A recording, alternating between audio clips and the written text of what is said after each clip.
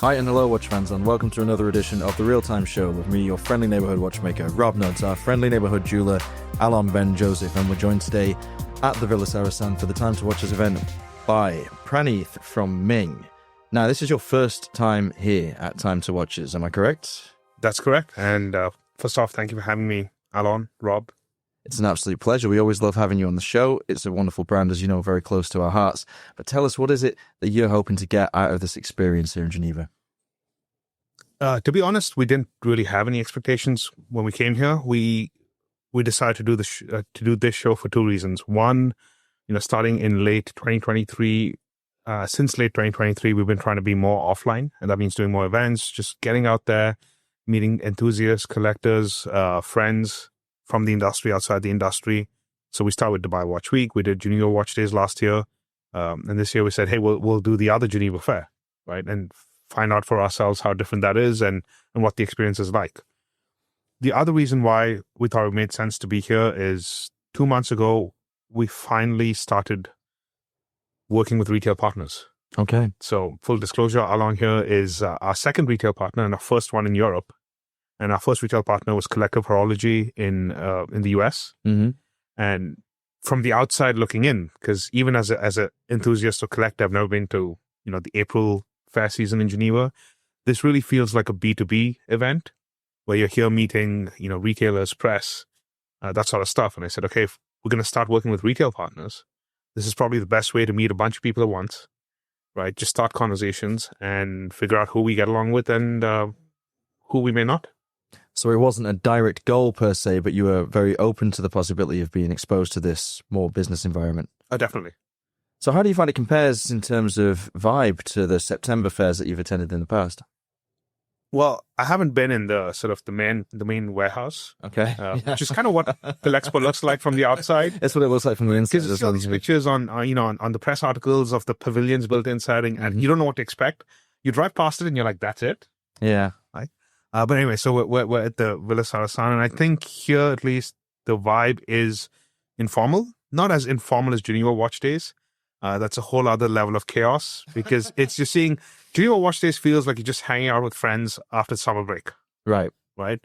Like you're showing watches, and like last year we did with the AHA. So remember at some point I was showing a Fleming, and like James was showing one of our watches, and somebody was like, "Where's the Shapiro Resurgence?" Okay, so for anybody that doesn't know about the initiative that you three brands worked on together last September, maybe just give us a little bit of color on that. Sure, of course. The AHA, which stands for the Alternative Horological Alliance, and probably tells you how good all three of us are at naming things, was basically an idea that Ming and I had for a while, and it's something that resonated with Thomas Fleming and Josh Shapiro as well. The premise is just independent brands trying to do something different, coming together to help each other out, right? And we didn't really define it beyond that. There's no formal structure to it. We do have like a members charter. Okay. It's not really a club unless you have one, I guess. Do you have membership badges as well? Little pin badges Not yet. that you wear? Okay. Not yet. It's coming. We're getting there, right?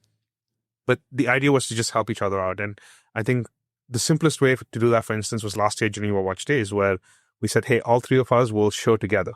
Right, we'll sort of split the costs of, renting a suite at the Beau Rivage, which is not insubstantial, Mm-hmm. right?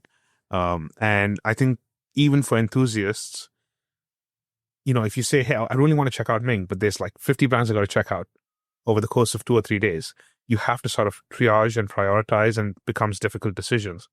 But if I tell you, hey, there's a bunch of us, we're friends, we're also watch brands, we make cool stuff, it's a one-stop sort of, not shop, but one-stop solution or whatever. Yeah. But I think that's a lot more interesting for enthusiasts as well, right? And makes it easier for them.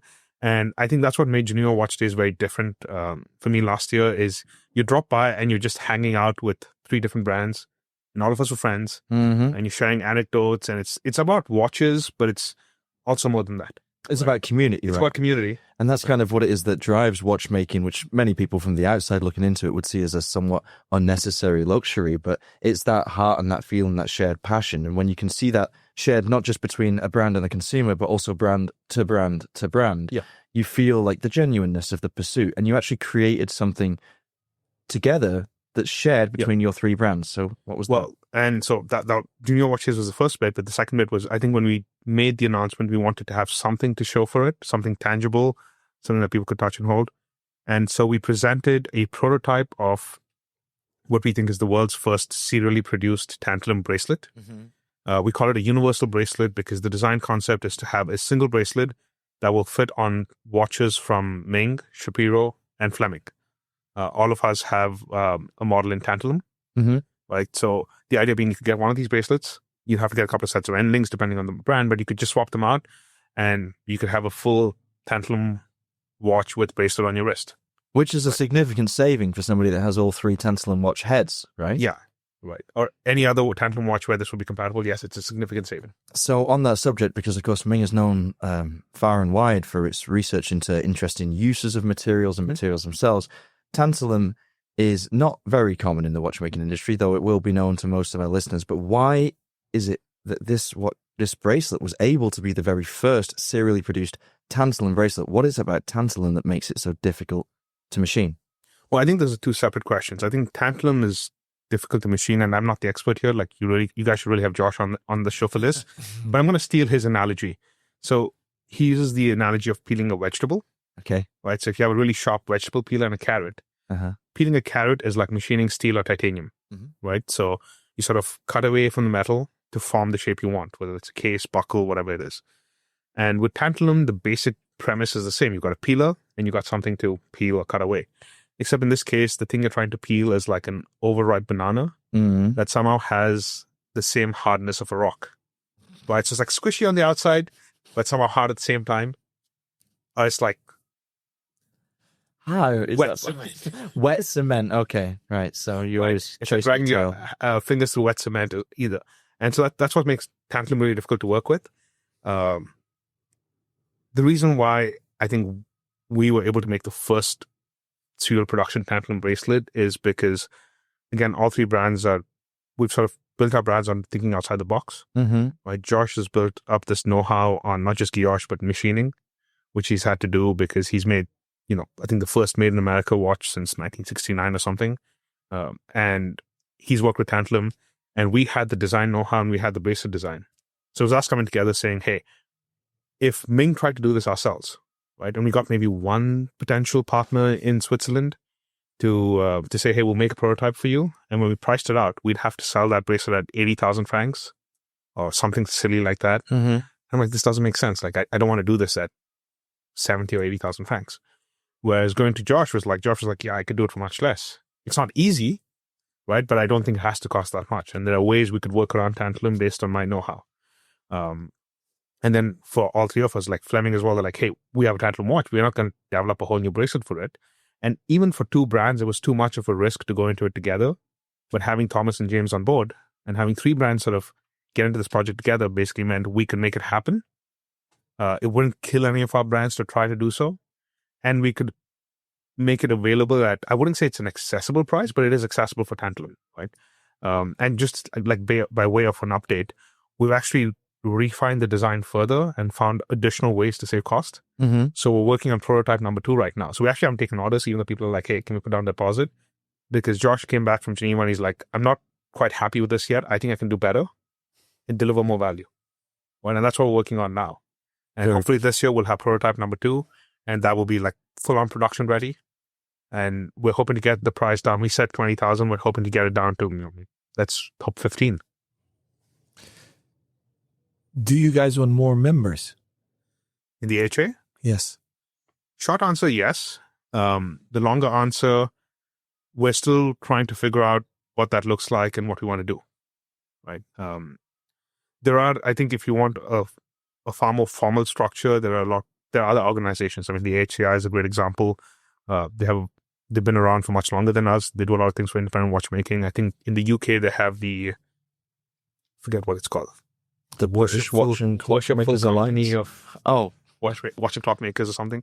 But what was the other one? But anyway, there are organizations, right, where brands can sort of, if they want to be involved in something formal where it's very clear what you get for what you pay and all that exists. AHA was really about friends getting together, helping each other out, and came down to something as simple as independent watchmaking is not a zero-sum game. So if someone buys a Fleming or a Shapiro, it's not that they're buying that over a Ming or something else, right? They'll come back and buy the Ming at some point, right? An independent watch buyer has an incurable disease. Correct. Correct. Thank goodness. As one myself, right? Yes. Right. There isn't the holy grail or whatever else. There's always another one. So if I'm going to lose a sale, quote unquote, lose a sale, I'd rather do it to a friend. Yeah. Right. Who's doing interesting work and whose work I respect. But I don't even think of it as losing a sale. I think of it as all of us growing together. Right. And it's whatever helps us keep that idea and that sort of feeling intact. We need to figure that out. And based on that, we'll grow. So yes, we're open to members. We're not quite sure how and where yet. So Ming's always been known as a trailblazer in many ways, not just product-based and branding-based and distribution-based. You know, that's something that you are known for. Yeah. This alliance that you're forming right now with friends, so that you're able to achieve things that alone would be either impossible or extremely risky. Is this indicative of where we are in the industry right now, seeing more and more smaller brands, independents, ambitious independents, who are really striving to provide something new and worthwhile, coming together to create cross-brand collaborations? Now, you've done it with a bracelet. That's never really been done before, the accessory sharing. We've seen in recent years Swatch and Omega, Swatch and Blancpain. We've seen a couple of, was it Erwerk and de Bethune that collaborated for, and MB&F and Moser and so on and so forth. Do you think that that is where we're going now in the future of independent watchmaking, more and more know-how sharing? Know-how sharing, I think, yes. Collaborations in the sense that it's marketed as a collaboration and it's dialed, or the dial carries two brand names. I don't know. I mean, it's definitely been a theme. I don't know how long it'll continue to be a theme. I think some of them do much better than others because the intent in the theme is holistic. It makes sense. And the story's there, while others tend to sometimes feel forced. So I don't know where that goes. But one of the things it comes up often when I meet people from other brands, especially independent or smaller brands like us, is how much harder it is to get access to suppliers and how much more uncertain that is. Because you have the big groups sort of vacuuming up a lot of the interesting suppliers, right? I know one of the early case makers we worked with got bought out by LVMH. Okay. And they got out midway through a project. And again, they finished out the project. There was no issues or anything like that. But basically they came in and said, hey, like our capacity is taken up now. We're part of the group. So we don't really have room for outside orders anymore. Right. And that was an issue for us at that point, because we're like, where do we get our cases? We sort of had planned out based on the supply chain. And that's happening across the board in multiple places. So for the smaller brands, it's like, hey, what happens to us? Right? Because there are certain components, especially if you're trying to be experimental, where you don't have the option to have a secondary source or a tertiary source. There's one guy who can do it, or the one guy who's agreed to do it. And for whatever reason, if you lose access to him, it's sort of game over for that product line. Right? And so the conversations around how can we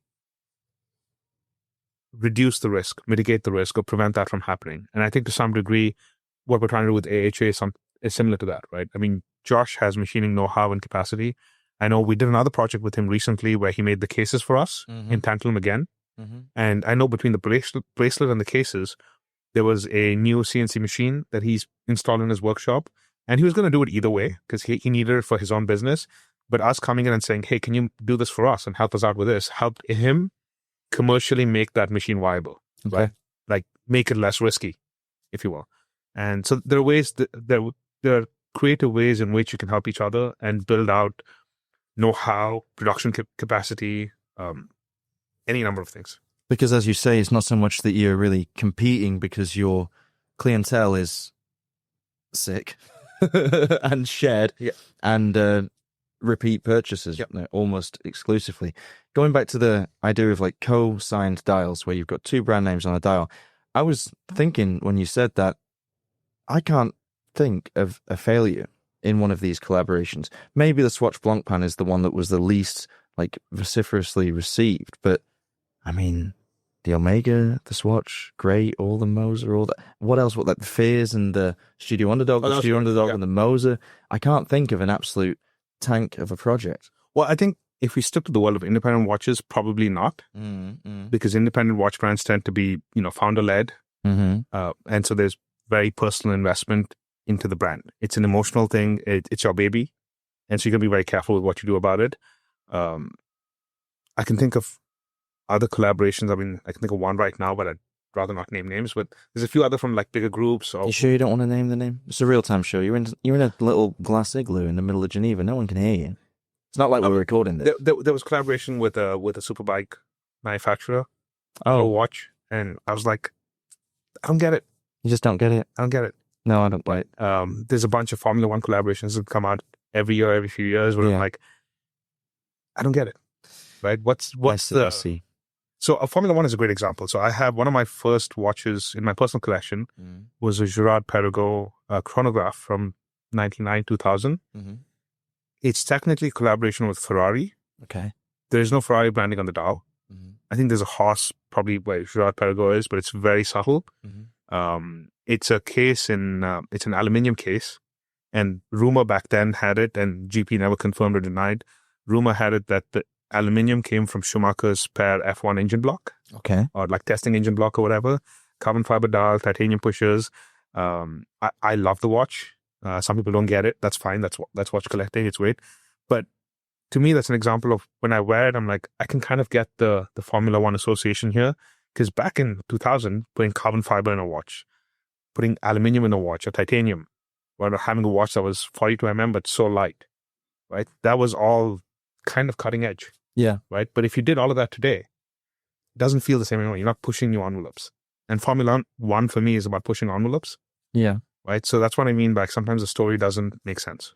It's interesting because there's a lot of major brands, of course, that do these Formula One partnerships, these Formula One inspired watches or even team branded watches. But when it comes down to what Formula One actually is, it's exactly as you said, it's a testing ground for new ideas. And oftentimes the things that are discovered within the process of creating supercars and, you know, these incredible machines that whiz around tracks at crazy speeds filter down into road vehicles. Yeah.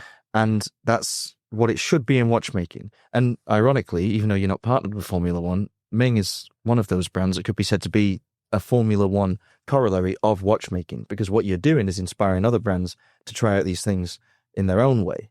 So you are the Formula One of watchmaking, even though you're not partnered with them. Well, firstly, thank you.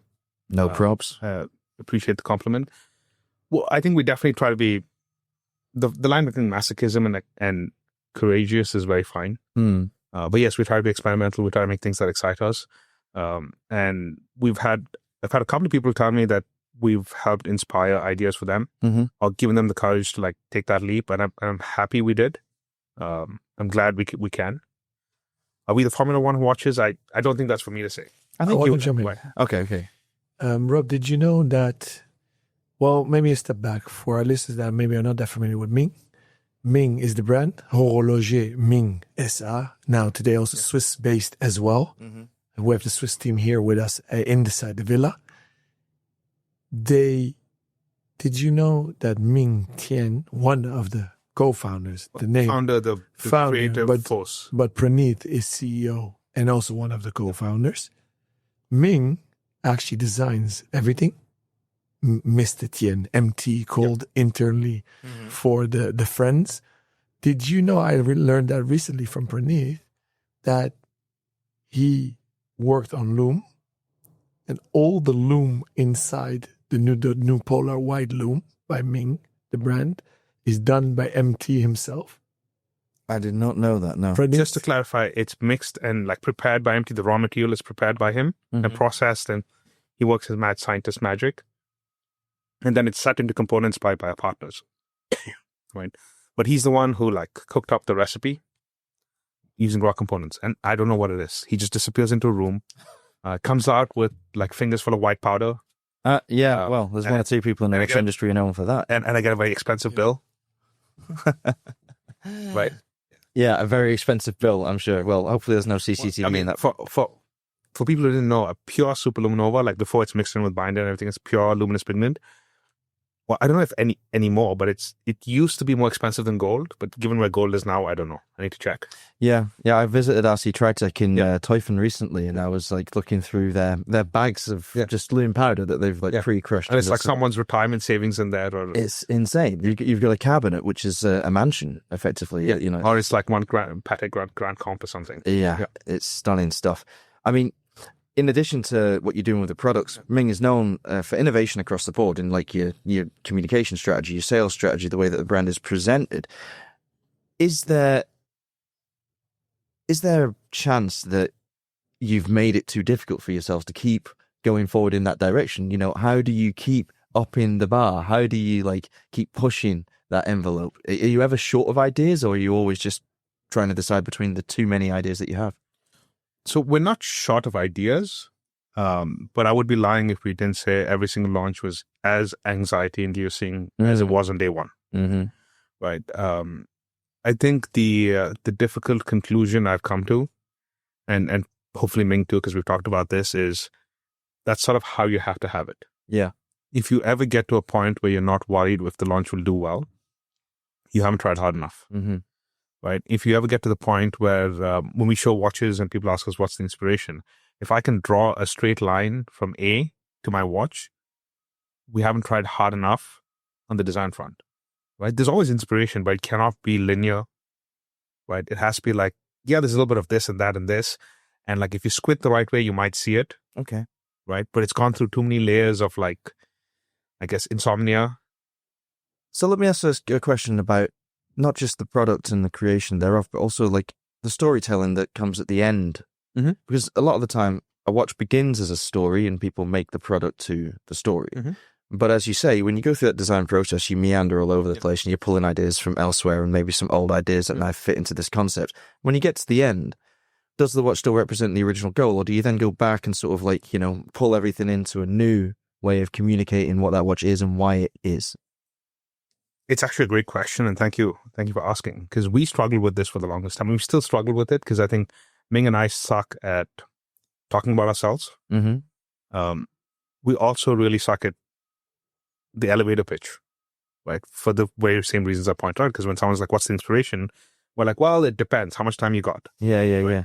And over time, we've had to figure that out. And I think in the early days, what we tried to do, and I think it was a mistake, was we wouldn't give people a narrative. We'd say, hey, here's a watch. We're happy with it.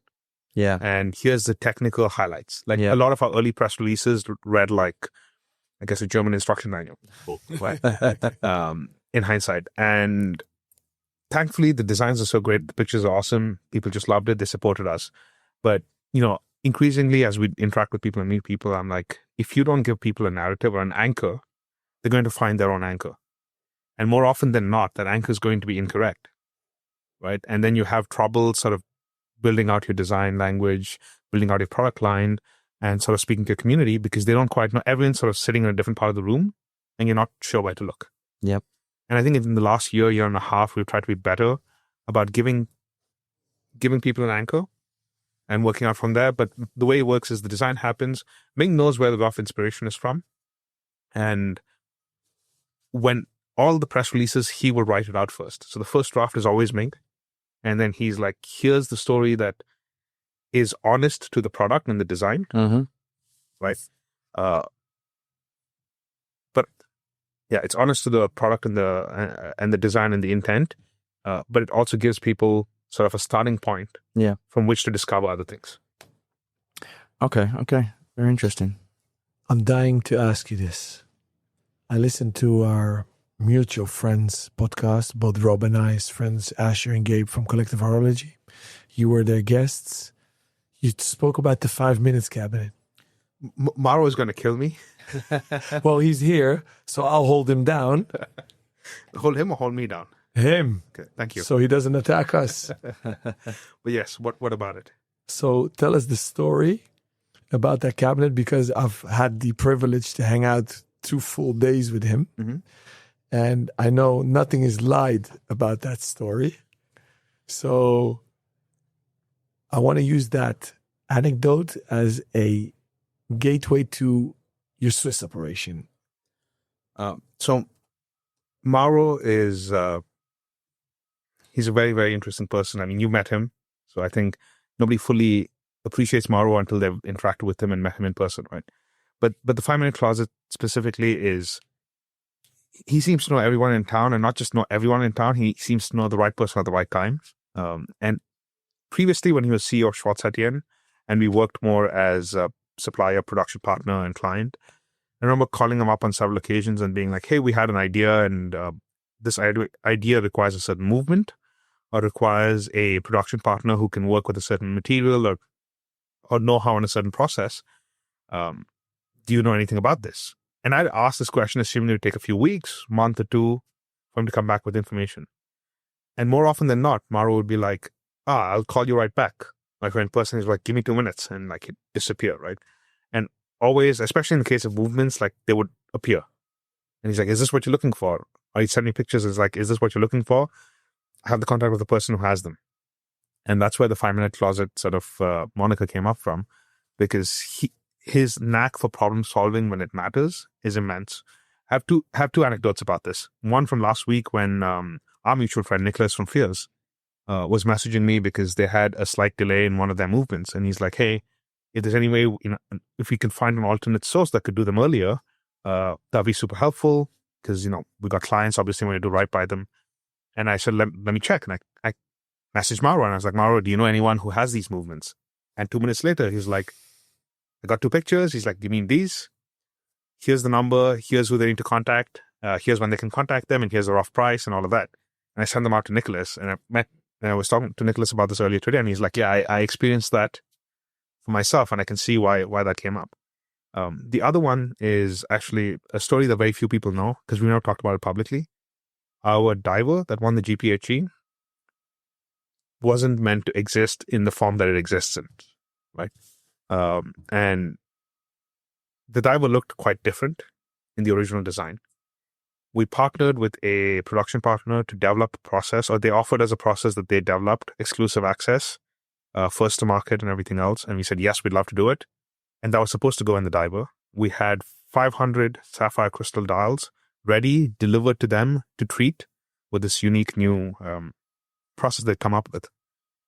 The watch was supposed to launch. Delivery was supposed to be a month out. We get a call from the supplier saying, "We're not doing this project anymore." That's it. And I'm panicking. I'm like, as a business, like, I plan to put this launch out. Cash flow is a very real thing in our world. You have to pay your bills. You have to take care of your team. Suppliers waiting on you. It got all this stuff. We plan, like, what's going to happen?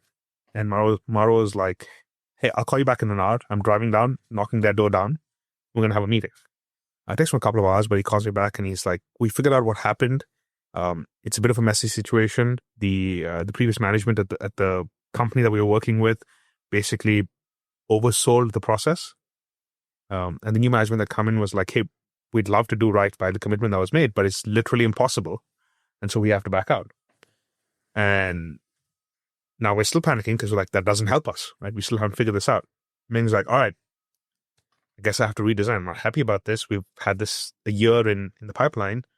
And he redesigned the watch over dinner, basically, right?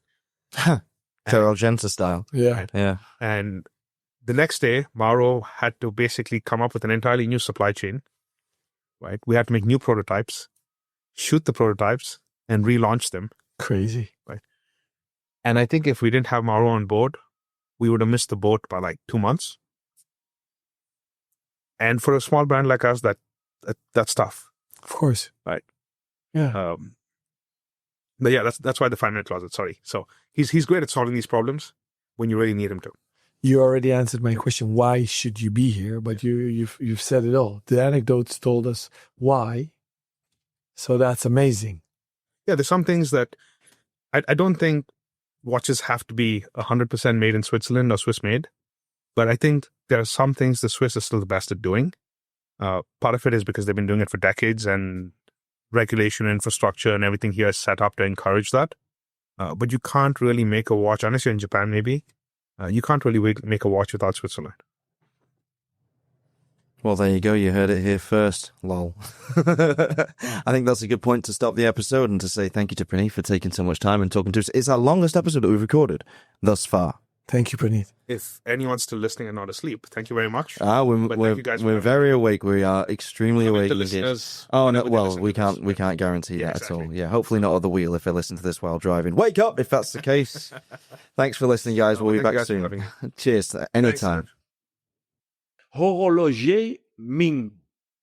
First time at Time to Watches, they came as a test. Praneeth Raj Singh, the CEO, took some time to sit down with us. Dear friend, I love him. I love the brand. Love everything about Ming. They've been on the show before, so if you haven't heard the 1 hour episode, please do so. They actually did not exhibit any new models there.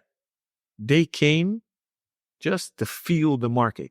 And I find that already an interesting concept, that they came without an agenda, without any pressure. They're independent and they think outside the box. They do everything outside the box. I found it very fascinating that they have this tranquility and open mind to take everything as it comes. How do you perceive that strategy, Rob? Yeah, well, I think it's a nice approach to have if you're able to have it. Ming has done a great job in the last few years. I mean, this the brand and the man as well, of course, to carve a position for themselves within the industry, which is kind of untouchable now, to be fair. They have a dedicated community. They have a lot of people lining up that want to buy their watches. They are endlessly creative. They operate effectively in multiple price points, better than many new brands have ever been able to do.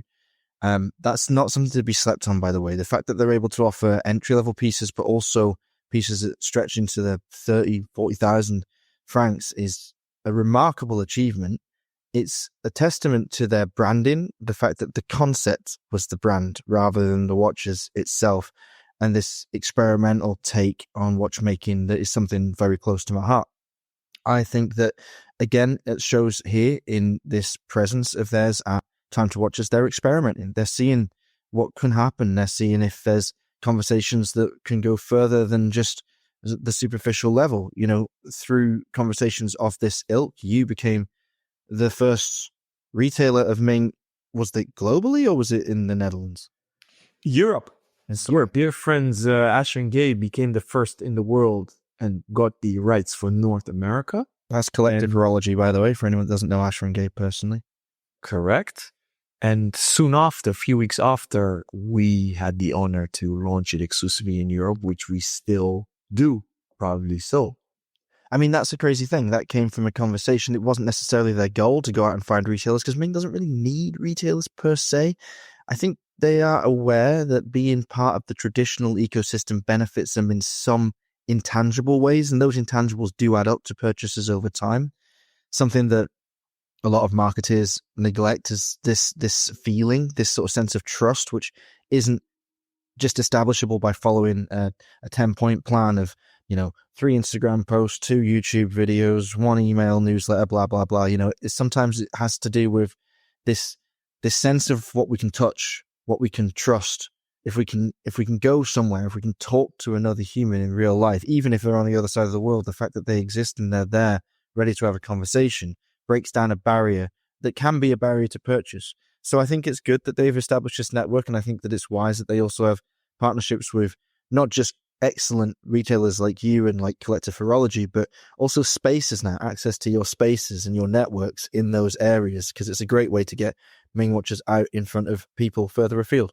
Yeah, it is. And they are true partners. And what's cool that I had a US customer visit me. I didn't have the watch. The watch was just launched. It's the new 2901 Midnight, which I've seen the prototype in Geneva, but they didn't show it to the public, only to their partners. By now, when this episode airs, the watch has been launched. Consumer came to see it. I rang up Asher. I'm like, guys, do you have any chance to get the watch on the East Coast? So they did. And we are all about connecting watches with collectors. I always joke around. I'm in the business of getting watches on wrists. And we do this in a triangle of 2 retailers together with the brand. And this is something I love. This is the antithesis of what the big publicly listed groups are doing in the watchmaking industry. And let's hope that Ming keep doing it, because they're rewriting the rulebook and giving newer brands coming up through the ranks not just ideas of how they can do the same thing, but also the confidence to maybe try something that's never been tried before. Let's get the guys back on the show again soon, because we missed them, right? We do, and let's do so indeed.